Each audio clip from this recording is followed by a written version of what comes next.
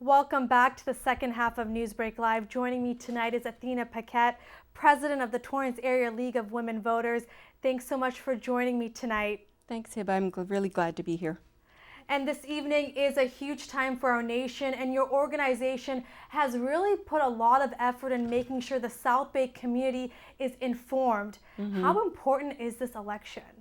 Well, you know, I think it's really important, and I know the national stage is taking a lot of attention, but I really think that on the local level, it's really important with all the ballot measures and some local officials being re-elected or elected for the first time. So it's a big deal locally here. And as the president of the Torrance Area League of Women Voters, tell me what your organization has been doing and what your ultimate mission is when you're out there with the community. Yeah, thanks. So the League of Women Voters was founded out of the suffragette or the suffragist movement, and so our goal is to make sure that the public's informed, and we also are really driven to protect people's rights to vote. So that's kind of the basis, and then out of that grew for example, the local league started in 1962, so Torrance's league's been around a long time, and the focus now is voter education, you know, just being able to reach out to the community and educate them in different ways. So for example, we do something called the pros and cons, which has been huge this season because of all the ballot measures. We explain the pro side and the con side to every ballot measure. And these are public meetings, they're free, and I think they're really helpful because I don't know if you noticed, your booklet that came from the Secretary of State was close to 200 pages, or a little over, I think. So, so it's a little daunting for a lot of people. In fact, some people just this weekend we're going to start reading up on it. So the pros and cons is a really good service that we provide. And then we also help homeowners associations do their elections in a neutral, unbiased way, because some elections can be a little contentious even on this local level. So. And then we also help with advocacy issues. So for example, the issues going on at ExxonMobil and so on. So that's our roots, and up till today, we want to educate the voter.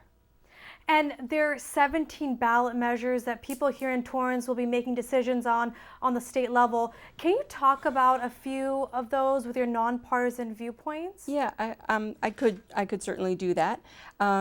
And if someone wants to know how the league votes, the other side of that coin before I start is you can also check out the league's website, which is LWVC.org, and we have our positions on each of the ballot measures if we have a position. Some we did not take a position on. So I was kind of thinking, we did a Prop 64 kind of debate, and I thought that would be super popular because I see signs, those are one of the signs I see a lot around town is about Prop 64, which is the marijuana legalization proposition. And we had a fairly small crowd, and yet it's a big issue. So maybe people weren't ready, but on the one hand, and it's funny because the two people that debated and the two groups that are kind of supporting this measure on each side are both pro-marijuana, but for different reasons. So the SAM group and the pro side argues that, you know, it's time to legalize it, that getting it out of the shadows would be a good idea. Also the money that would come in from taxation would be great. So on the pro side, they have some strong arguments. On the con side, though, the SAM group, which is a group that believes marijuana legalization would be good, but they're afraid that the business part of making it legal could be a huge problem for small farmers. And then also some groups, parent groups for example, are not in favor of having commercials with marijuana publicized. So both sides had a great argument. I think that's one of the popular ones. I also think the death penalty one has gotten a lot of news, and there's two of them. So. Right. When talking to people about how they decide on these ballot measures, one of the common things I hear actually is, I'm just going to go down the line and say yes all the way down. And so when I talk to people about that, I point out to them that if they vote yes all the way down, they actually are canceling themselves out. So for example, on the death penalty proposition. There's two of them. There's 62 and there's 66, I believe. One of them is to take away the death penalty altogether in California. And They say that would save a lot of money, and the statistics are daunting. The death penalty started in 1978, and we've had approximately 900 people who've gotten that sentence, and 103 have passed away while waiting. Only 15 actually were executed, and the rest, 748 or so, are just sitting waiting. And it costs about $150 million per year to run that, or to pay for that. So on the pro side, they really feel we'll save a lot of money, and most importantly, they think that you may save an innocent life. On the con side, you have a lot of police officer organizations who see that, you know, if it's a heinous crime that you committed, and so it's also, you know, the punishment kind of suits the crime. So, you know, both sides also had great arguments. I always encourage people to go to votersedge.org/CA, because you can see the description in a non-biased way of each proposition, but also you can follow the money. And maybe because I'm in the money business, I feel that's really important to see who's supporting the measure, or Right. who's against it, and how much money have they put into it. For example, I think the death penalty one, or no, the marijuana one, I believe, is right around $26 million to get marijuana legalization passed, versus 1.6 or so on the against side. So I think it's important for people to have a neutral resource to go to, and Voters Edge is definitely a great website. And there's also the plastic bag proposition that is similar to the death penalty, because there's two propositions Right. that have this item on it. So was be that confusing. a concern to the South Bay community at all, that proposition? You know, I'm not hearing a lot about that from people, but it's definitely a concern, because if you don't read it carefully, again, you could be canceling out your vote, or you could be voting for something and not realize that the other measure could be canceled out by voting for one or the other. So it's important that people read the language. Although it's late at night, you still have a chance. So yeah, you're absolutely right. And the great part about votersedge.org/CA is people can just type in their zip code and it will take them to their sample ballot and details about it. And this is something they can use in the future. Right, absolutely. You also type in your address. So you type in your zip code, then your address, and it actually builds your own sample ballot within the website.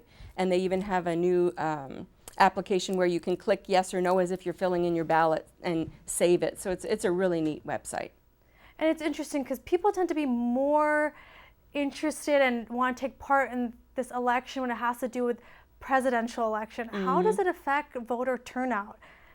You know, we usually see that voter turnout is bigger for presidential elections, so that's helpful actually for the, I don't want to call them minor issues, but for example, ballot measures don't get as much attention when it's an off year or a midterm year. So for that I'm glad, but I just wish people would show up or turn out more.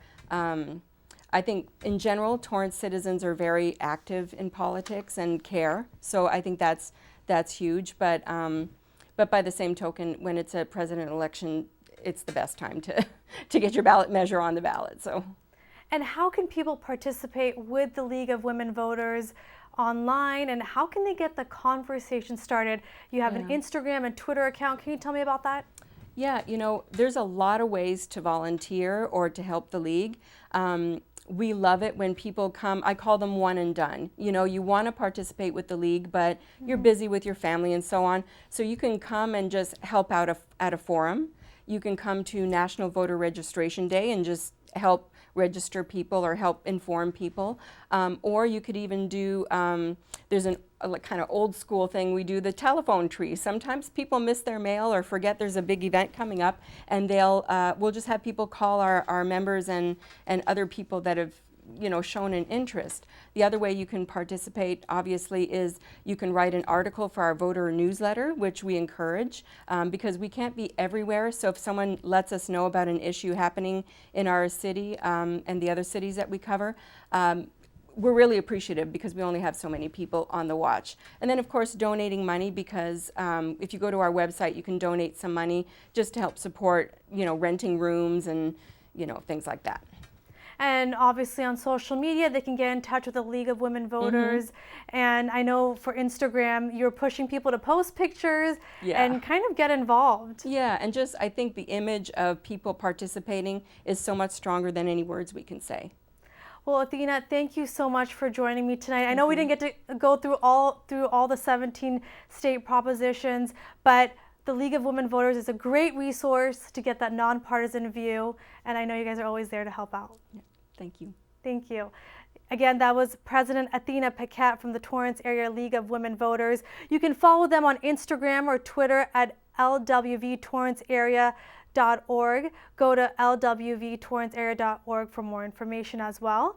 Also, you can always stay informed with future elections by going to votersedge.org/CA.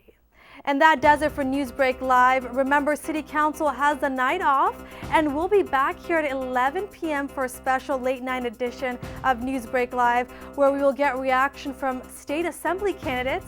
You won't want to miss it. And if you ever have news or video that you'd like to share, please email us at newsbreak@torranceca.gov. And for Facebook and Twitter users, use #NewsBreakLive. We'll see you next time. Have a great night.